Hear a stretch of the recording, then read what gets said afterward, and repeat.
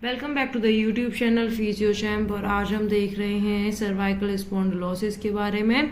और ये बुक है हमारी महेश्वरी। ओके, तो यहाँ पर हम देखेंगे इसकी pathology, examination, clinical features, differential diagnosis and treatment, और बहुत सारी इमेजेस के साथ हम सिंप्लीफाई करते चलेंगे इस टॉपिक को। तो इसीलिए प्लीज़ लाइक कर दो, सब्सक्राइब कर दो और शेयर कर दो बुक से पढ़ने के लिए सारे टॉपिक्स को। इससे आपकी पूरी बुक्स कवर हो जाएंगी। ओके, एंड आप इसके नोट्स भी बना सकते हो। अब ये है हमारी एक degenerative condition of cervical spine की, और ये हमें यूनिवर्सली 50 ईयर्स के एज में देखने के लिए मिलती है। मतलब कि डीजनरेटिव डिजीजेस जो होती हैं वो मोस्टली जब बंदा एजेड हो जाता है तो हमें देखने के लिए मिलती हैं, और मोस्ट प्रोबेबली ये हमें देखने को मिलती हैं वाइट कलर जॉब्स में, क्योंकि उनकी जो सिटिंग ड्यूरेशन बहुत हाई होती है और हेड पोस्चर भी जो होता है वो मोस्ट ऑफ द टाइम्स झुका हुआ ही होता है, मतलब फ्लेक्शन के अंदर उनकी गर्दन रहती है। तो यहाँ पर आपकी एंड दो susceptibles to neck strain because of keeping the neck constantly in one position. तो वो जो है कॉन्स्टेंटली एक ही पोजिशन के अंदर अपनी गर्दन को रखते हैं। जैसे कि आईटी वर्कर्स हो गए, जो आपके कंप्यूटर साइंस के इंजीनियर्स हैं, उनके अंदर जो है ये चीज़ें मोस्टली देखने के लिए मिलती हैं बिफोर 50 ईयर्स। ठीक है, बहुत जल्दी देखने के लिए मिल जाती हैं कई बार। अब यहाँ पर हम देखते हैं इसकी पैथोलॉजी को। ठीक है, as you can see in the image, यहाँ पर आप इमेज के अंदर देख पा रहे हो कि ये हमारी सर्वाइकल स्पाइन की एनाटॉमी है। ठीक है, ये आपका एंटीरियर हिस्सा है, और ये जो है आपका नीचे वाली इमेज के अंदर दिखा रखा है कि किस तरीके से डिस्क बल्ज हो रहा है। एंड यहाँ पर आपको बोन स्पर्स देखने के लिए मिल रहे हैं। बोन स्पर्स का मतलब है कि हड्डी बढ़ी हुई, और इसे हम ऑस्टियोफाइट्स भी कहते हैं। फिर हम देख रहे हैं कि किस तरीके से जो डिस्क है वो नैरो हो गई है। नैरो का मतलब है कि दोनों डिस्क के बीच में जो गैप है वो रिड्यूस हो गया है। ठीक है, तो अब हम इसकी पैथोलॉजी को समझते हैं एक बेसिक स्ट्रक्चर को समझने के बाद। ओके, यहाँ पर एक इमेज और पहले डिस्कस कर लेते हैं आगे बढ़ने से पहले, कि जो हमारी नेक फ्लेक्शन के अंदर रहती है तो वो किस तरीके से आगे की तरफ जुड़ी, आगे की तरफ जो है आगे की तरफ फ्लेक्शन में स्पेस कम हो जाता है, और पीछे की तरफ जो हमारी ये इंटरवर्टिब्रल डिस्क है वो बाहर की तरफ चली जाती है। ठीक है, तो हमारी फ्लेक्शन में पोजीशन इस तरीके से रहती है वर्टिब्रल बॉडीज की, और एक्सटेंशन में पोजीशन जो है वो वर्टिब्रल बॉडीज की इस तरीके से रहती है। अब हम यहाँ पर देखते हैं पैथोलॉजी को। ओके, अब यहाँ पर पैथोलॉजी जो है आपकी इंटरवर्टिब्रल डिस्क से ही शुरू हो रही है। ठीक है, अब डीजनरेशन ऑफ डिस्क हमें देखने के लिए मिलता है, जिसकी वजह से डिस्क स्पेस और पेरिफेरल ऑस्टियोफाइट्स फॉर्मेशन हो जाती है। क्योंकि डीजनरेशन उसकी डिस्क की शुरू हो जाती है तो वहां पर हमें ऑस्टियोफाइट्स देखने के लिए मिलते हैं। ओके, और ये जो पोस्टीरियर जॉइंट्स हैं, पोस्टीरियर इंटरवर्टिब्रल जॉइंट्स हैं, ये आपका एक रीजन बनता है, सेकेंडरी इन्वॉल्व होता है ये पेन इन दी नेक में। ठीक है, जो ऑस्टियोफाइट्स हैं वो इम्पेज करते हैं नर्व रूट्स को, जैसे कि आप इस इमेज के अंदर देख पा रहे हो कि न्यूरल फोरामेन से जो स्पाइनल नर्व्स निकल रही हैं उसमें आपकी जो बल्जिंग है उसकी वजह से भी और ऑस्टियोफाइट्स की वजह से भी हमारी वो दिखाई दे रही है, मतलब वो जो है नर्व्स को डिस्टर्ब कर रहा है। ओके, अब हम यहाँ पर देखते हैं कि ये ऑस्टियोफाइट्स इम्पिंज होने की वजह से क्या होता है कि जो इस नर्व रूट है वो जहाँ पर सप्लाई दे रही होती है वहाँ पर रेडिकुलर पेन देखने के लिए मिलता है, और एक्सेप्शनली जो ऑस्टियोफाइट्स हैं वो आपकी स्पाइनल कॉर्ड को भी कंप्रेस कर सकती है एट सीवियर केसेस में। ठीक है, तो यहाँ पर आपको साइंस ऑफ कॉर्ड कंप्रेशन देखने के लिए मिलेगा। एंड ये जो साइन ऑफ कॉर्ड कंप्रेशन होता है ये होते हैं आपके नेक और बैक पेन हो सकता है, वीकनेस, सेंसरी चेंजेस जैसे कि नमनेस, टिगलिंग, बर्निंग सेंसेशन, ये सारी चीजें, और गेट डिस्टरबेंस हो सकता है जिसमें आपका मतलब स्पास्टिसिटी वगैरह की वजह से गेट डिस्टर्ब होगा। ब्लैडर एंड बॉवल डिसफंक्शन भी देखने के लिए मिलेगा। तो ये होते हैं हमारे कॉर्ड कंप्रेशन के साइंस। ठीक है, सर्वाइकल स्पॉन्डिलोसिस जो है लोएस्ट 3 सर्वाइकल वर्टिब्रियाज जो हैं जॉइंट्स हैं C5 से लेकर के C6 में ये सबसे ज्यादा कॉमन होता है, एंड उससे भी फिर आपका ये लास्ट के जो 3 हैं उसके अंदर ये मोस्टली हमें देखने के लिए मिलता है। ठीक है, अब हम यहाँ पर देखते हैं क्लिनिकल फीचर्स जो हैं। कंप्लेंट्स जो हैं इसकी वो मतलब बहुत वेरी करती हैं, कुछ डिफाइंड नहीं है कि यही पर्टिकुलर यही कंप्लेंट्स होंगी। ठीक है, इसकी कॉमन प्रेजेंटेशन है। इसके अंदर हमें कॉमनली जो चीजें देखने के लिए मिलेगी वो सबसे पहले मिलेगा हमें पेन एंड स्टिफनेस, और ये मोस्ट कॉमन सिम्टम्स होते हैं। पहले क्या होगा कि बहुत कभी हुआ कभी नहीं हुआ, कभी कभी हो रहा है, फिर जब बहुत ज्यादा टाइम हो जाएगा तो ये आपका परसिस्टेंट हो जाएगा, मतलब लगातार होने लगेगा। ऑसिपिटल हेडेक जो होता है ये भी आपका upper half cervical spine sir अगर इफेक्ट हो रही है, जो कि कम होती हैं, कम कॉमन है होना, तो वहां पर आपको ऑसिपिटल हेडेक देखने के लिए मिलेगा। ओके, अब इसका नेक्स्ट जो फीचर है वो है आपका रेडिएटिंग पेन।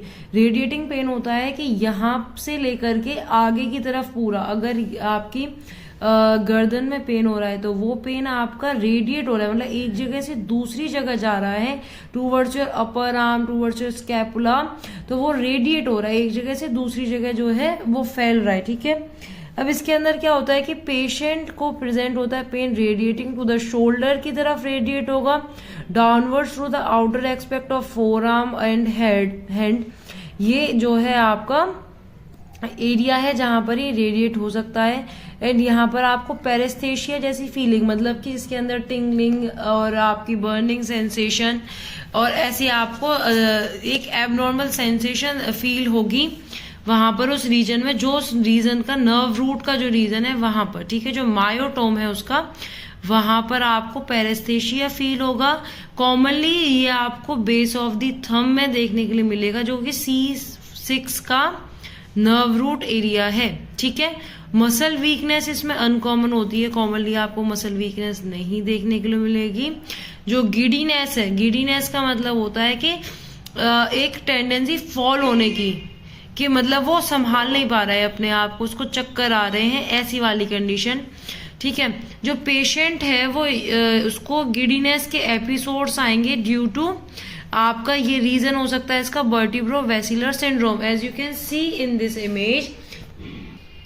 यहाँ पर हम देख लेते हैं कि ये जो वर्टिब्रो वेसिलर सिंड्रोम है ये क्या होता है। एज यू कैन सी, जो हमारी वर्टिब्रल आर्टरीज होती हैं वो हमारी वर्टिब्रल फोरामेन से यहाँ से जाती हैं ऊपर की तरफ, और ये हमारे ब्रेन को सप्लाई दे रही होती हैं। तो ड्यू टू डीजनरेशन क्या होगा कि इसकी ब्लड सप्लाई अगर हैम्पर हो जाती है तो यहाँ पर ब्रेन के लिए सप्लाई कम जाएगी, एंड इसकी वजह से यहाँ पे हमें गिडीनेस मतलब कि फॉल होने के चांसेस ज्यादा देखने के लिए मिलते हैं। ठीक है, अब हम देखते हैं इसकी एग्जामिनेशन के अंदर हम क्या करेंगे। यहाँ पर हमें नॉर्मल जो सर्वाइकल लॉर्डोसिस एंगल होता है प्रॉपर वो कम दिखेगा, एंड वो स्ट्रेटनिंग देखने के लिए मिलेगी। ठीक है, एंड जो आपके नेक के मूवमेंट्स हैं वो भी कम होंगे। टेंडरनेस देखने के लिए मिलेगी लोअर सर्वाइकल स्पाइन पर, muscle of the vertebral regions, मतलब कि पेन देखने के लिए मिलेगा आपको वहां पर उसके आसपास के मसल्स में। ठीक है, जो अपर लिम्स हैं उसके सजेस्टिव रीजंस हैं कि अगर वहां पर आपको नर्व रूट कंप्रेशन देखने के लिए मिलता है तो वहां पर जो है आपका usually that of C6 root involvement, usually C6 root involvement होगी। ओके, अब देखते हैं यहाँ पर मोटर वीकनेस जो है आपकी वो अनकॉमन है। ये चीज हमने पहले भी डिस्कस करी है कि मसल वीकनेस और मोटर वीकनेस दोनों ही अनकॉमन है। जो लोअर लिम्ब है वो भी हमें एग्जामाइन करने हैं, क्योंकि अर्ली कॉर्ड कंप्रेशंस के लिए, ठीक है, जैसे कि पॉजिटिव वेवनेस की साइंस, रिफ्लेक्सेस हो गए, ये सब चीजें हमें चेक करनी है। ठीक है, लोअर लिम्ब के अंदर भी, सिर्फ अपर लिम्ब के अंदर ही ध्यान नहीं देना है। ओके, अब हम नेक्स्ट देखते हैं इसकी रेडियोलॉजिकल फाइंडिंग्स को। रेडियोलॉजिकल फाइंडिंग्स के लिए मैं पहले ही बता दूं आपको कि इसके डिफरेंट व्यूज होते हैं एक्सरेज के, जिसे हम यूज करते हैं अपनी एग्जामिनेशन में। पहला है आपका anterior posterior view, lateral view, ज्यादातर ये दोनों व्यूज यूज किए जाते हैं। बाकी आपका ऑब्लिक व्यू है, फ्लेक्शन एंड एक्सटेंशन व्यू भी होता है, एंड ऑन्डोंट व्यू भी होता है। ठीक है, ऑडोंटॉइड व्यू भी होता है जिसके अंदर ओपन माउथ करके हम एक्सरे लेते हैं। ठीक है, तो यहाँ पर हम anterior and anterior, posterior and lateral view को सफिशिएंटली हम ज़्यादातर केसेस के अंदर यूज़ करते हैं। They told you. यहाँ पर हम क्या देखेंगे, सबसे पहले हम इस इमेज के अंदर देखते हैं कि एक नॉर्मल सर्वाइकल स्पाइन जो है, जो कर्व है, वो किस तरीके से दिखता है। ये देखो यहाँ पर जो कर्व है ये थोड़ा सा आपको जो है कर्व देखने के लिए मिल रहा है, ठीक है। और यहाँ पर अगर आप देखोगे तो यहाँ पर straightening of the cervical curve देखने के लिए मिल रहा है, कर्व खत्म हो चुका है। तो यही है आपका लॉस ऑफ सर्वाइकल कर्व हो जाना। सेकंड, अगर एक्सरे के अंदर देख रहे हो आप, तो यहाँ पर जो फर्स्ट जिस पे टिक लगा हुआ है ग्रीन कलर का, यहाँ पर आपको एक कर्व देखने के लिए मिल रहा है एंड सेकंड वाली इमेज में एकदम स्ट्रेटनिंग देखने के लिए मिल रही है, ठीक है। ओके, अब यहाँ पर हम देखते हैं कि हम पता कैसे करते हैं कि ये कर्व है या स्ट्रेटनिंग। वैसे तो वो मोस्ट ऑफ द टाइम अगर आप एक्सरेज को एनालाइज करोगे तो आपको आइडिया हो जाएगा, बट एक सेफ कर्व बनता है जो नॉर्मल लॉर्डोसिस में हम यूज करते हैं, ठीक है। तो इस तरीके से हम फॉर्म करते हैं और इसके जो बीच का डिफरेंस है, जो डिस्क के स्पेसिस का डिफरेंस है, वो भी हमें देखने के लिए मिल रहा है कि वो साफ साफ आपका सबके बीच में इक्वल है और सफिशिएंट डिफरेंस हमें देखने के लिए मिल रहा है, ठीक है। तो ये था हमारा कि किस तरीके से एक्सरे दिखता है, किस तरीके से नैरोइंग होती है। तो narrowing of the vertebral disc space most commonly ये आपका C5 एंड C6 के अंदर देखने के लिए मिलता है, ओके। और as you can see also in the image, ठीक है। तो अब ऑस्टियोफाइट्स जो हैं आपको वर्टिब्रल मार्जिन्स में देखने के लिए मिलते हैं, एंटीरियर भी देखने के लिए मिलेंगे एंड पोस्टीरियर भी देखने के लिए मिलेंगे, ठीक है। जैसे इस एक्सरे के अंदर आप देख पा रहे हो कि इसमें जो एंटीरियरली आपके ऑस्टियोफाइट्स हैं वो कितना ज्यादा अच्छे से देखने के लिए मिल रहे हैं, साथ साथ पोस्टीरियरली भी आपको ऑस्टियोफाइट्स देखने के लिए मिल रहे हैं, बट वो इतने शार्प नहीं है। But if you can try to analyse तो आपको पता पड़ जाएगा, ठीक है। फिर हम देखते हैं यहाँ पर आपका सेकंड है narrowing of the intervertebral foramen in case presenting with the radicular symptoms may be the best seen in oblique view. तो यहाँ पर आपको नैरोइंग ऑफ वर्टिब्रल फोरामेन देखना है, जो अगर रेडिकुलर सिम्टम्स शो कर रहा है उसके अंदर हमें देखने के लिए मिलेगा, ठीक है। अब हम यहाँ पर देखते हैं डिफरेंशियल डायग्नोसिस क्या है। एक बार इस एक्सरे को हम देख लेते हैं। ये देखो, ये है आपका प्रॉपर एक्सरे। तो इस एक्सरे के अंदर ये जो है ये है आपका एंटीरियर, ठीक है। ये है एंटीरियर, ये वाली साइड जो है ये है आपकी पोस्टीरियर। तो पोस्टीरियर साइड में आपका स्पाइनस प्रोसेस होता है और आगे की तरफ आपका वर्टिब्रल फोरामेन होता है, ठीक है। तो यहाँ पर हम देखते हैं कि इसका जो लॉर्डोसिस है, जो एंगल ऑफ लॉर्डोसिस है आपका, जो लॉर्डोसिस हमें देखने के लिए नहीं मिल रहा है, उतने अच्छे से कर्व नहीं है, ठीक है। तो पहला तो हमने यही चीज देखी कि लॉस ऑफ लॉर्डोसिस हो चुका है। दूसरा, ऑस्टियोफाइट्स हमें देखने हैं। तो यहाँ पर ये जो नुकीलापन सा देखने के लिए मिल रहा है ना, इसमें बहुत अच्छे से देखने के लिए मिल रहा है। तो यही होते हैं आपके ऑस्टियोफाइट्स। तो ये हैं आपके एंटीरियर ऑस्टियोफाइट्स और पोस्टीरियर ऑस्टियोफाइट्स इसके अंदर आपको ये दिख रहे हैं, ठीक है। ये ऑस्टियोफाइट्स जो हैं आपको यहाँ पर देखने के लिए मिल रहे हैं, ओके। अब यहाँ पर ऑस्टियोफाइट्स हैं तो ये क्या कर रहे हैं, पास पास में आ रहे हैं। अब इसकी वजह से क्या हो रहा है कि यहाँ पर इंटरवर्टिब्रल फोरामेन के बीच में नैरोइंग होती जा रही है, इन दोनों के स्पेस जो है वो कम हो रहे हैं और इसी वजह से जो है आपका पीछे की तरफ बल्जिंग भी होगी, क्योंकि यहाँ पर तो आपकी इंटरवर्टिब्रल डिस्क प्रेजेंट है ना, अगर वो दब रही है आगे से तो पीछे की तरफ वो स्पेस बनाएगी और बल्ज कर देगी, ठीक है। तो ये था हमारा एग्जामिनेशन। अब हम देखते हैं डिफरेंशियल डायग्नोसिस क्या होती है। यहाँ पर डिफरेंशियल डायग्नोसिस के अंदर आपके ऐसी डिजीजेज इंक्लूड होती हैं जो सिमिलर दिखती हैं, जिसकी चीफ कंप्लेंट्स भी सेम होंगी सर्वाइकल स्पॉन्डिलोसिस से, बट आपको पता होना चाहिए कि या तो ये वाली डिजीज हो सकती है, ये वाली डिजीज हो सकती है। तो उसके बेसिस पे आप उसको डिफरेंशिएट करके एक डायग्नोसिस तक पहुंचेंगे, ठीक है। तो यहाँ पर हम देखते हैं अब डायग्नोसिस हैं आपकी इन्फेक्शन, ट्यूमर या सर्वाइकल डिजीज प्रोलैप्स हो जाता है तो भी सिम्टम्स सेम ही आते हैं।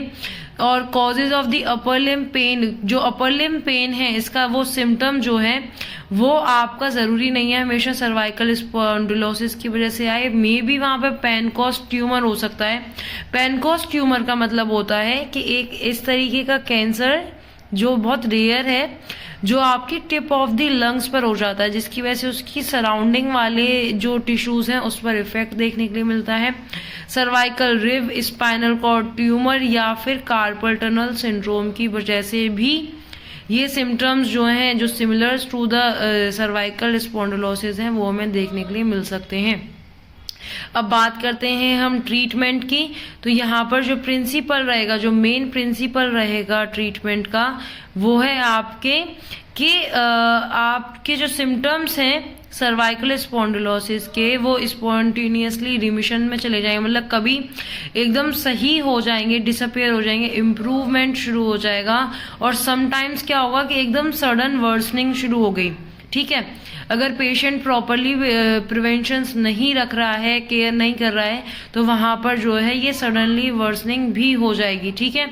अब यहाँ पर ट्रीटमेंट जो है वो आपका कोशिश करेगा, मतलब उसकी एम जो होगी वो होगी उसकी natural resolution of the temporarily inflamed जो सॉफ्ट टिश्यूज हैं उसको अपनी नेचुरल रेजोल्यूशन पर लेकर के आने की, ठीक है।